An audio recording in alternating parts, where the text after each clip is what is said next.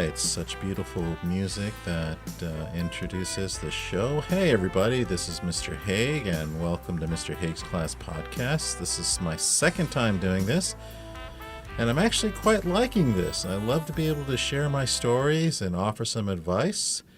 And today, we're going to be talking about a rather loaded topic, and that is career versus calling. Wow, what is the difference? Well, let's go ahead and dive right in and discuss about that. We all go into college, or actually we all go into high school, and we are often asked, well, what career do we want to have? What do we want to do for a profession? What do I want to do when I grow up? Quite frankly, think about it. We start asking that question to kids as young as 4 years old and 5 years old, and kind of laugh at the answers that they give us in a good way. I meant, hey, I want to be a doctor. I want to be a Superman. All right. And this is really good that we ask them. But as we get older, especially the seniors in high school, that question kind of comes with a lot of thought, and some students enjoy answering because they're very sure. Others, well, I don't know. I really don't know. It kind of makes them nervous. So I think a better question is, what are you doing today so you can have a better tomorrow? And what really turns you on? What really inspires you? What gives you a sense of purpose? How can you enlighten yourself, but at the same time serves others in a more positive way? Well, there is a difference between a career and a calling. If you find that purpose, if you find that feeling of enlightenment, and if you find you are rejoicing in your life, that you love being where you're at, and you love going to work, and you feel a oneness, a connection to what you do, you are probably in your calling. A career does not necessarily mean a purpose. It could just simply mean a source of income. It could just be something that you go into and you clock in and then you clock out, and then you don't think about it. And in fact, you may not want to think about it. I know people who have careers as doctors and earn $300,000 a year, and well, they don't like it. I know teachers who don't like their careers. I know lawyers that don't like their careers. They call it a career because it's a have to. They have to do it. They have to go to work. But there may be a disconnect to your higher purpose. And that's why calling is what I really emphasize with my students and anybody who I get a chance to talk to. And it doesn't matter what age they are. A calling feels like you are serving your purpose. And it may not be your career. It could be raising a child. You may have a calling to volunteer. Your calling may be to lead a support group. For me, teaching is a calling. I love teaching because it gives me a sense of purpose. It gives me a sense of connection with not only my students, but my colleagues as well. The feeling that I get when a young student comes up to me and said, hey, Mr. Haig, you really saved my life. You really gave me purpose. I never knew about this, and thank you so much. You have my back, and I so appreciate you. All the letters that I get, all the cards that I get, oh my God, yes, it is the greatest feeling ever. To have that sense of connection, and then to feel like a kid again. See, it's therapeutic. I didn't have a great high school life. I just kind of was there. And now that I'm back teaching high school, I have a sense of, well, kind of reliving my lost adolescence years. What a gift. And a calling is that gift. It's that connection, that purpose, that higher sense of power that you have. And a career may not be that. Now, can your career be your calling? Absolutely. Teaching is my career. I have a career in teaching, absolutely. And it's my calling. I also had a career before teaching. I had a career as a multimedia producer, websites, video, graphics. And did I have a sense of calling? Well, I think it was a really cool purpose. I don't know if it was a calling, but I really enjoyed it. I like going to work. It was nice serving the clients that I had. I enjoyed going out to networking events and meeting people, shaking hands, and winning jobs. After a while, however, it kind of got tiring. I kind of felt a little overwhelmed. I was feeling that I needed to do something else. So it started out maybe as a calling, but then it ended up as sort of like a career, sort of like a job. A career makes you have to go to work at 8 o'clock in the morning on a Monday. Okay, we get up, have our coffee, get in the car, off to work we go on a Monday. Maybe we're thinking about Friday. Maybe we're thinking about the end of the day. It doesn't make you feel like you really want to go there. You just kind of have to go there because, well, we all have bills to pay. A calling, however, makes you have to go home 5 p.m. on a Friday. That's right. It's tough to leave your office. It's tough to leave your classroom. It's tough to leave your work because you have that connection. You just kind of rather don't want to go. I mean, you have to go because obviously some of us have families. We have other obligations. We got to do that, but it's not easy. You always ask yourself at the end of the day, maybe another 5 minutes, maybe about another 10 minutes, after I finish this job. In a career, you may not want to think about it after you're done. You've left the office, you're home, and you don't want to think about anything that happened that day, and you probably don't want to think about work until the next morning. A calling, however, pretty much you don't stop thinking about it.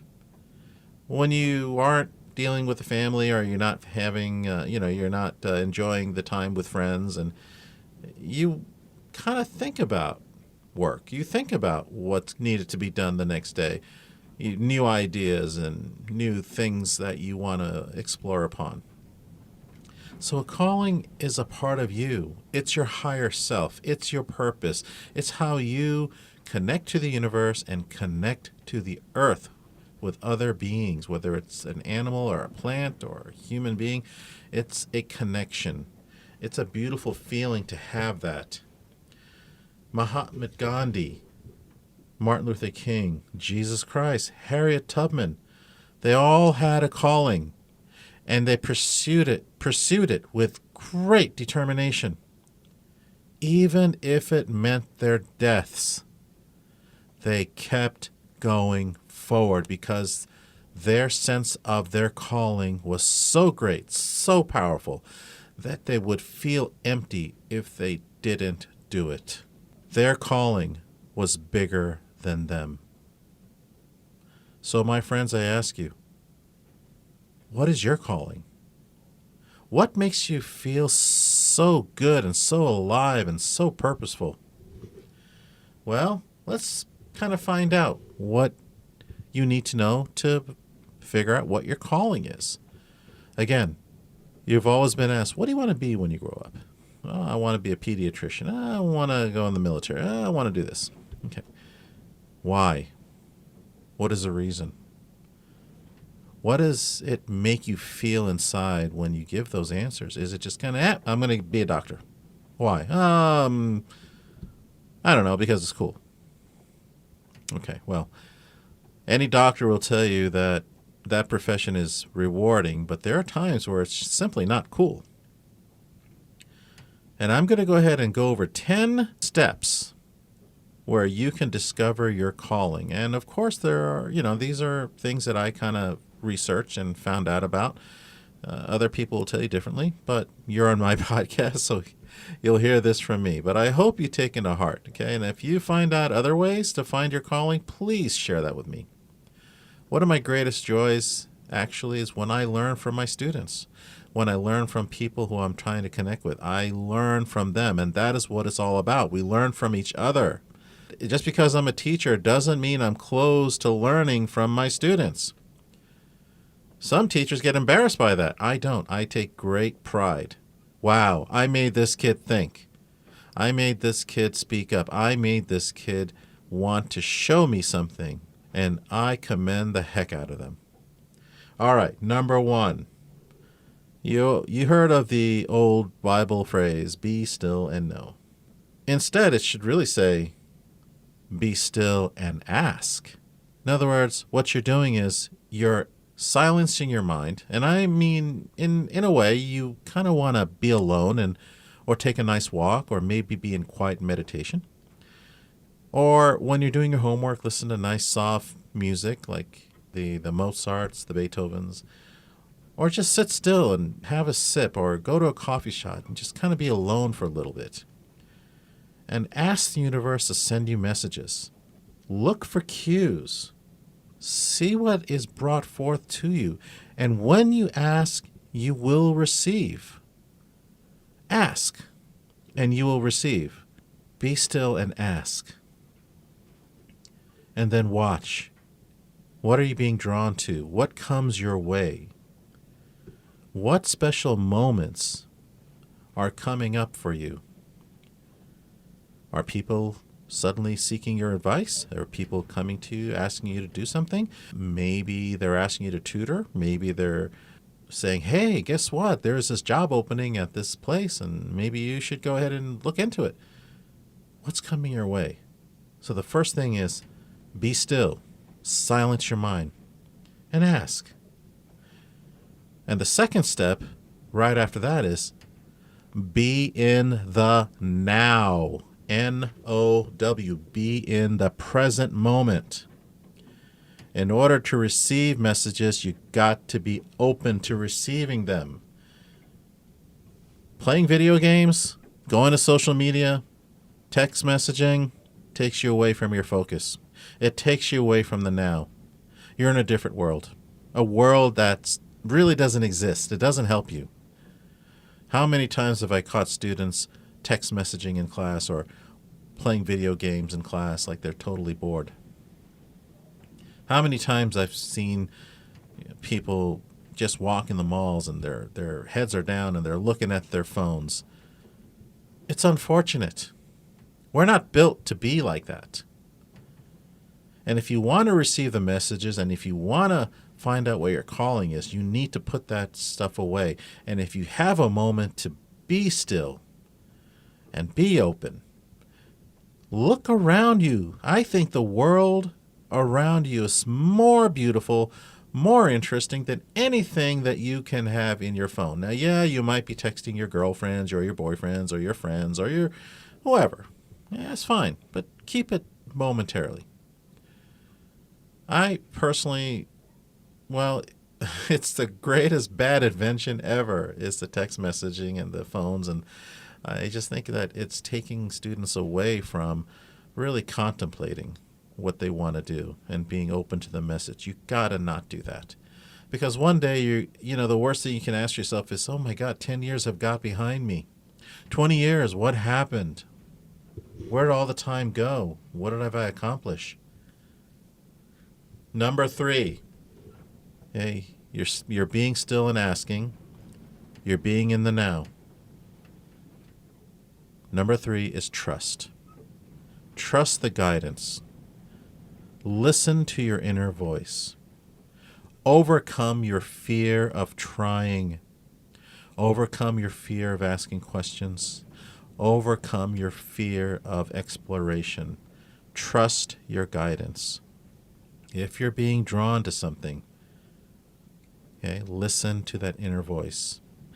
I remember one day I was at Mammoth and I decided I'm going to take some skiing lessons. Okay, well, there I was at the slope. And, one of the coolest things that my instructor says that when you look at something, when you point your face and you look at something, your body, your skis will automatically go that direction.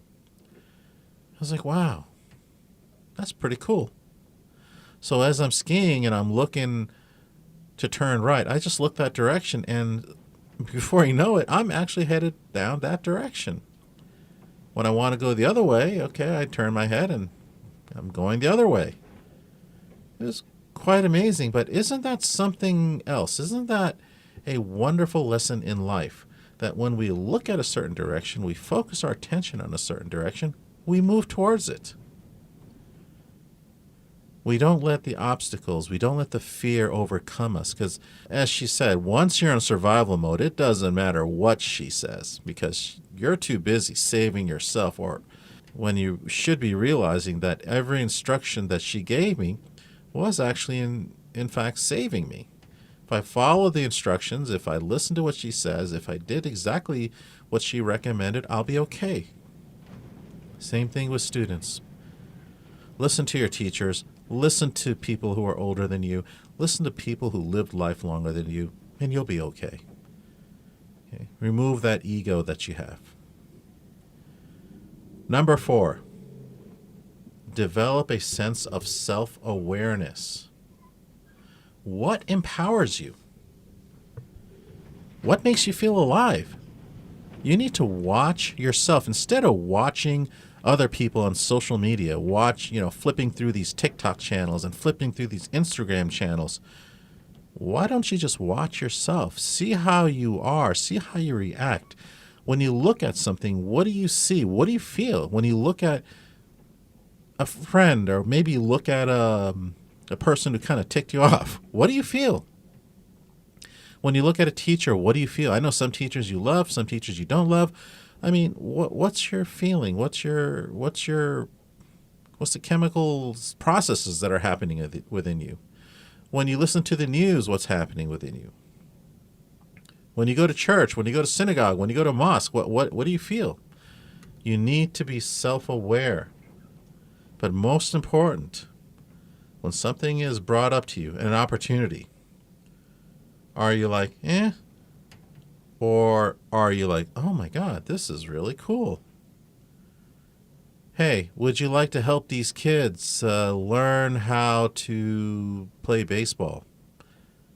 That sounds cool. Let me try that. And before you know it, you're loving it. And I've coached Little League. I totally love it. I really love it. Is it my calling? Well, maybe it is. It's part of my calling. Like I said, I'm an educator and I love that. But, or maybe how about go and pick up junk from the beaches? Your initial reaction may be like, eh, and then you do it. And then you realize, wow, I'm actually doing a lot of good for the planet. So be aware. Go to what empowers you. I'm sorry, YouTube and watching Instagram is not an empowerment. It's an addiction, maybe.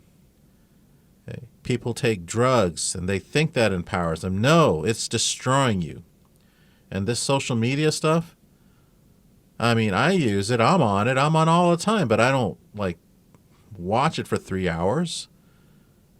That's an addiction, and addictions are dangerous. So go to some place that empowers you. Be aware of your feelings. All right. Number 5, bring back that loving feeling. Bring back that energy. And I'm talking the energy when you were much younger. Most of you listening to this are about, 13, 14, up to 18, up to 21 years old. Somewhere between that age, 13 to 21. But let's go back a few years. Let's go back to 5 years old, 6 years old, 7 years old.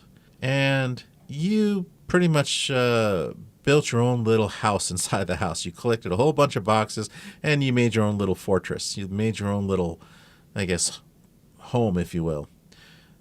My son would take the dining room chairs and, stack all the cushions and take a blanket and make a makeshift castle for himself. And it would be all him. And then before you know it, he's in there laying down, reading a book, eating something, and with all his little stuffed animals. And that's what he does. And you can't help but to smile. Even though you kind of need to sit down yourself on the couch, you're like, you know what? He's enjoying himself. Let him go ahead and keep enjoying it. But that kind of energy, that kind of power, that kind of enthusiasm, what happens over the years? Too many things, too many criterias, too many standards. And it's really not even that. It's your reaction to those standards. It's your reaction to those kind of rules and regulations that get thrown at you. And as you get older, there are more rules and regulations, but that doesn't necessarily stop your life. You need to have the same fever pitch. You need to bring back that energy. You got to go back to the times when dreams didn't seem that big. Innovation stays with you. As a teacher myself, I'm coming up with all sorts of things. I become a kid again. Hey, let's go ahead and do this recording. Let's go ahead and do this podcast. I introduce podcasting to my students. They never thought about that. I don't know of any teacher that does that. I'm sure there's some that exist, but they never thought about that. It was like a cool thing. Let's do a radio show. Let's do it. Let's bring all these iMacs in here and learn about the iMac. It's so incredible. Let's go to this field trip. Let's invite this guest speaker. It's just so fun. That loving, high energy feeling of accomplishment that you had as a 5-year-old, bring it back. And that was number 5. Number 6, the more you explore, the more opportunities come to you. In high school, you have a lot of opportunities to take a lot of courses. At least I hope so. I'm not sure which, high school you're going to, whoever's listening. But if there are a lot of pathways and electives, take a lot of them, explore. Even the ones you might find, Don't go through your education just for grades. Do not go to school just because you want to get to a certain college. There are some courses that you want to take just for enlightenment. There are some courses that you want to take because it just sounds cool. I mean, yes, I know you want the A's and the B's, and that's fine. That's good. You can get A's and B's in electives and things like that. I mean, my high school offers guitar lessons and fire technology. That sounds pretty darn interesting to me. It sounds really cool. I would explore medical academy. I would explore the robotics. I would explore engineering. I mean, if they're offering it, take it. Explore it. Just so you can say yes or no. Yes, this is something I may be interested in. Or, you know what? It seemed cool, but no, it's just not me. And that's fine. But in order to be able to say that, you have to explore it. Feel free to explore. Successful people always explore. They try new things. They taste different things. It's worth it. If your high school offers these opportunities, if your college offers these opportunities, then try it. High school is a little bit better place because obviously it's free if you're going to a public school.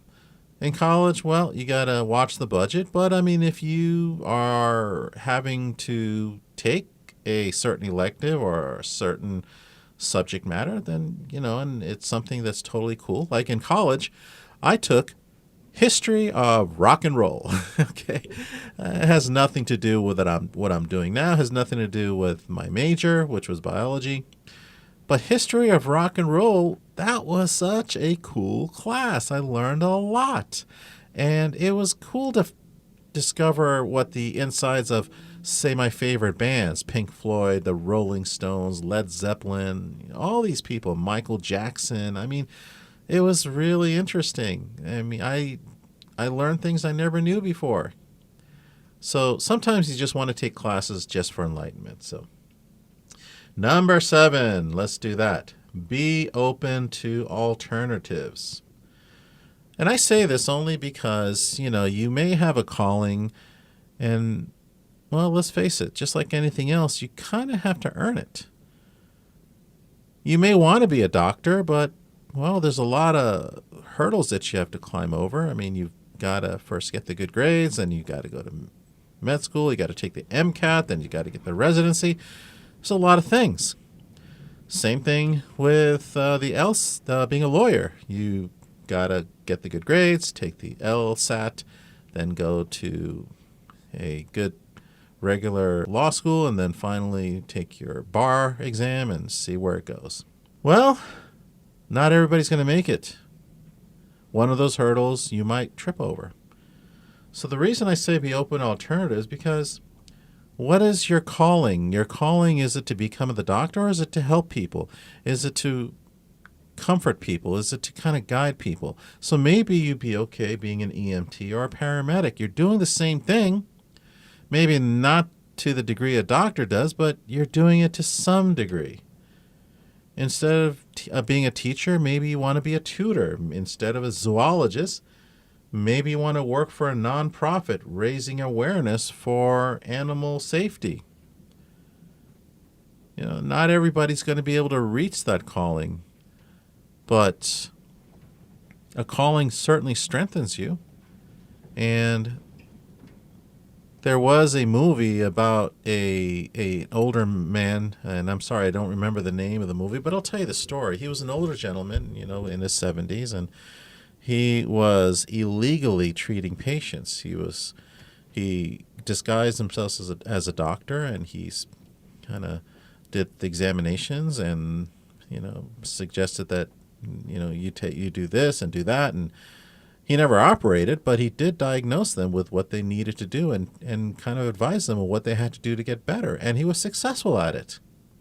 Well, he got caught, and he was arrested and for being a fraudulent doctor, but the people he helped fought for him, did everything they could to get him out of jail.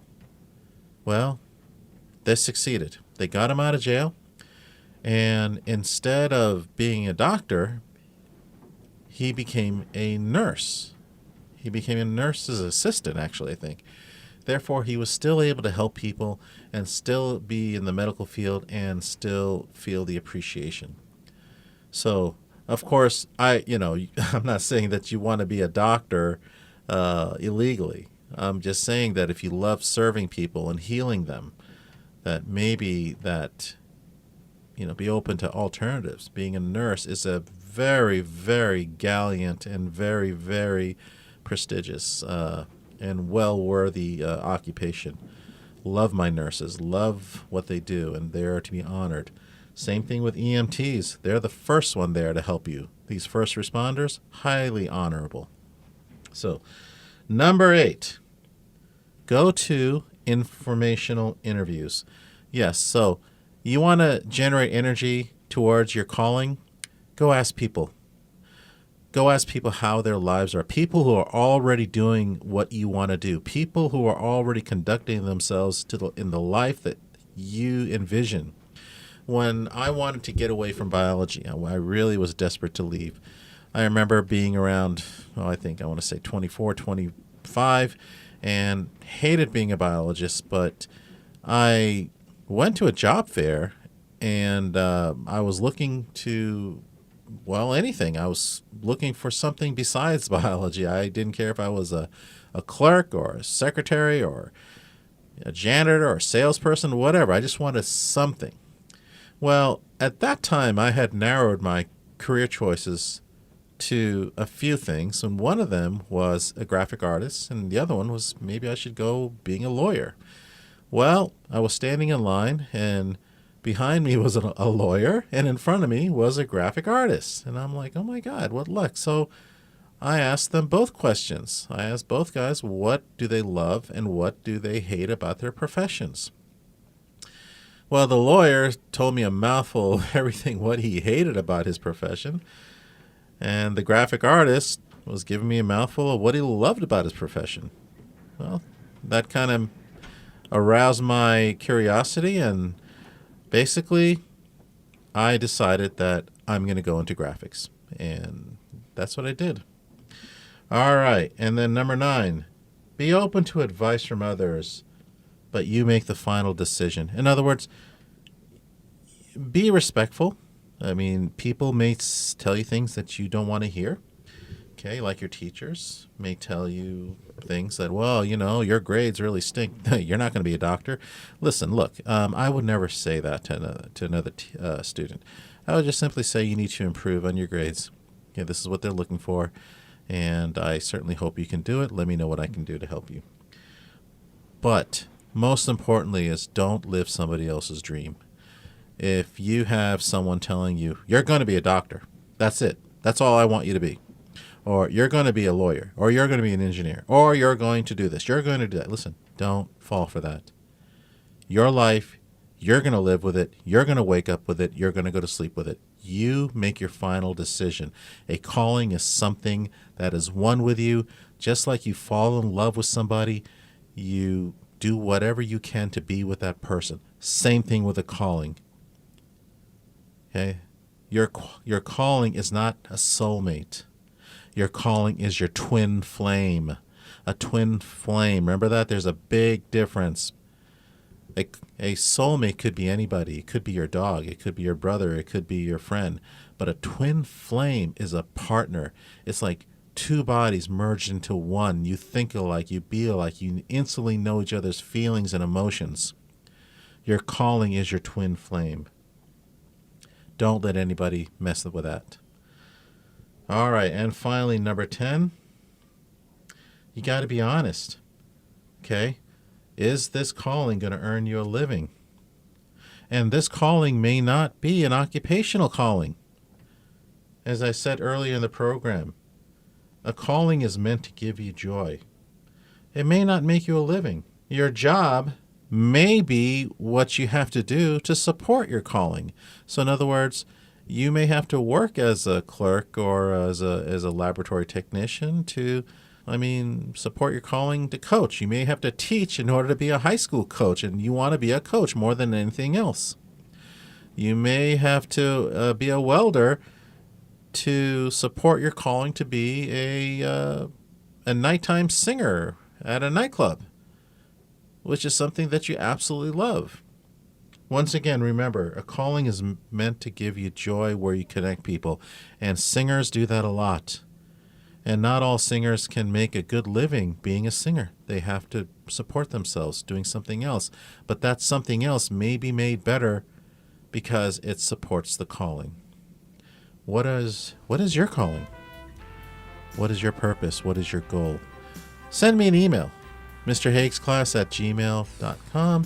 I would love to hear what your calling is, and maybe I can help you find it. Who knows? With that being said, this is Mr. Haig. I wish you a safe, fun, wonderful journey to finding your calling. Be well.